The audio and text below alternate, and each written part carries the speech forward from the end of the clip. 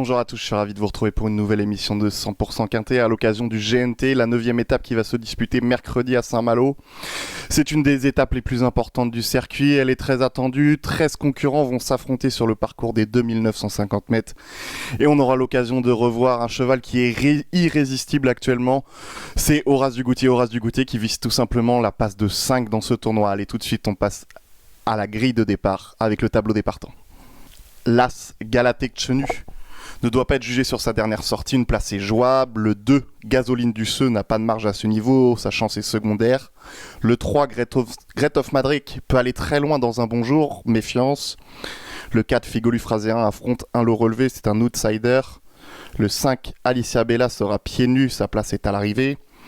Le 6, Epson Darian fait face à un lot relevé, mais une surprise n'est pas à exclure. Le 7, Gaïa d'Ocagne rentre, il faut la revoir. Le 8, Gaélique du Rocher aligne les bonnes performances, c'est impossible placé.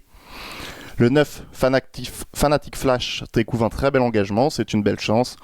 Au second échelon, le 10, Gaspard d'Angers est l'actuel maillot jaune du tournoi, sa place est sur le podium. Le 11, Horace du Goutier, je le disais avant, est irrésistible actuellement, il vise logiquement le succès. Le 12, Gamet de Liton est déféré des 4 pieds après une rentrée sur l'herbe, c'est une première chance. Et enfin, le 13, Fairplay d'Urzier est désormais entraîné par Charles Cuillet, il n'a pas été revu depuis janvier. On le regarde courir. Allez tout de suite, le papier.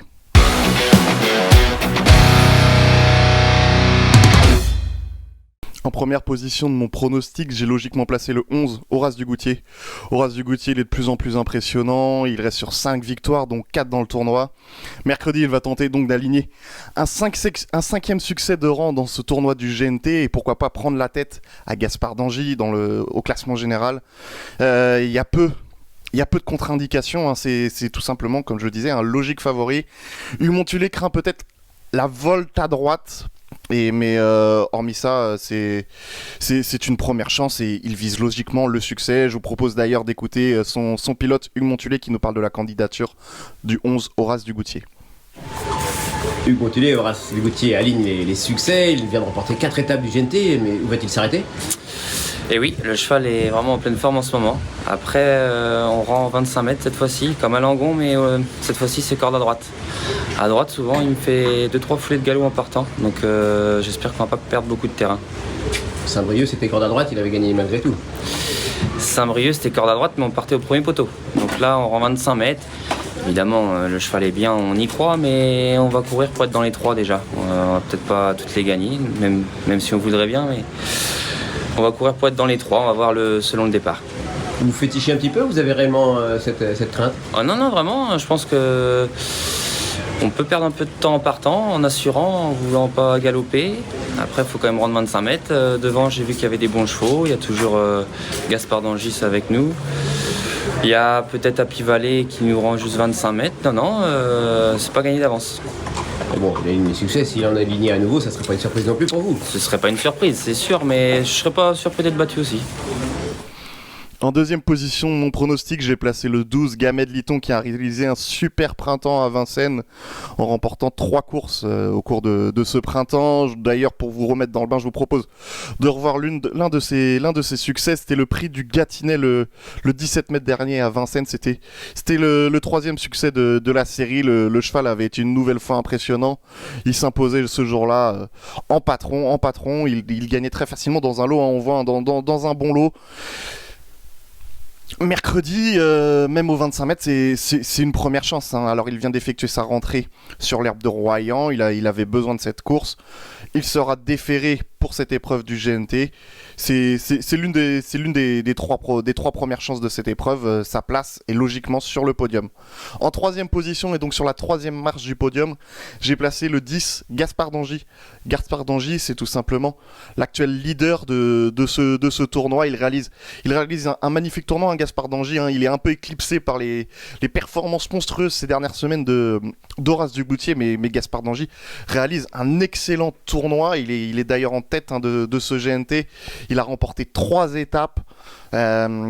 il faut juste effacer. Sa seule fausse note, c'est la dernière étape, hein, c'était à Châtelaillon-La Rochelle.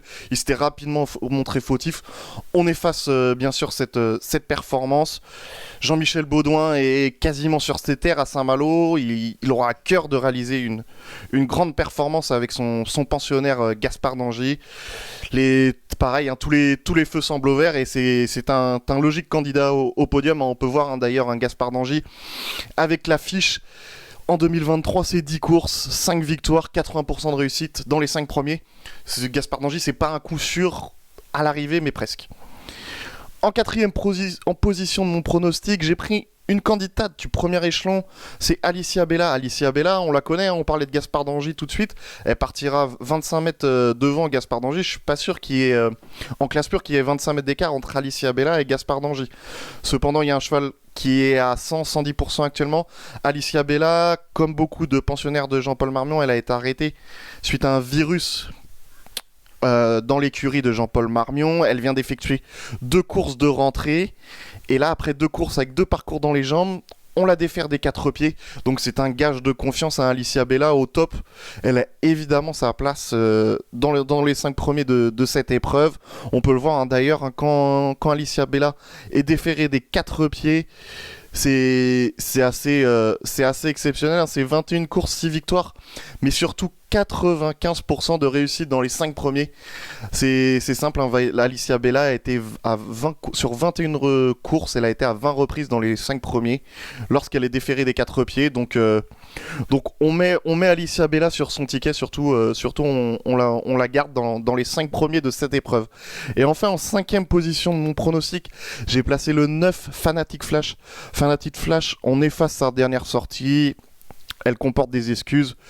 Il découvre dans la foulée un très très bel engagement à la limite du recul. C'est un cheval qui a franchi plusieurs paliers ces derniers mois. D'ailleurs, on va le voir hein, depuis qu'il est entraîné par Jean-Philippe Ravgeot. Les stats sont assez exceptionnels hein, puisqu'il a disputé 19 courses sous l'entraînement de Jean-Philippe Ravgeot pour 7 victoires et 74% de réussite dans les 5 premiers.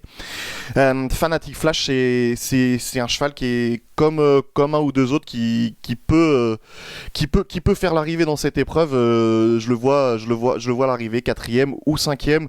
C'est un placé moins gagnant hein. Les trois candidats du second échelon semblent se détacher, mais Fanatic Flash c'est un possible placé dans cette épreuve. Allez, tout de suite on passe à notre choix.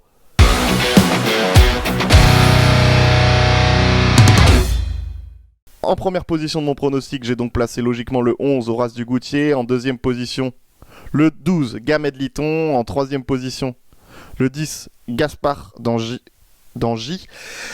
En quatrième position, le 5 Alicia Bella. Et enfin, pour compléter mon quintet, le numéro 9 Fanatic Flash. Avant de se quitter, on va dans la 3e épreuve du programme pour un conseil de jeu avec le 307 Hermès Express. Hermès Express, c'est pas un penalty, mais presque. Il reste sur 2 victoires, dont un succès très convaincant à Cabourg. Il sera drivé par Eric Raffin qui est très confiant. Je le crois tout simplement capable d'aligner un 3e succès de rang. Voilà, c'est ainsi que se termine notre émission. Je vous dis bon jeu à tous et à très vite. Merci à vous d'avoir suivi cette vidéo. Alors pour vous abonner à notre chaîne YouTube, c'est ici. Et pour suivre encore plus de vidéos Paris Turf, c'est de ce côté.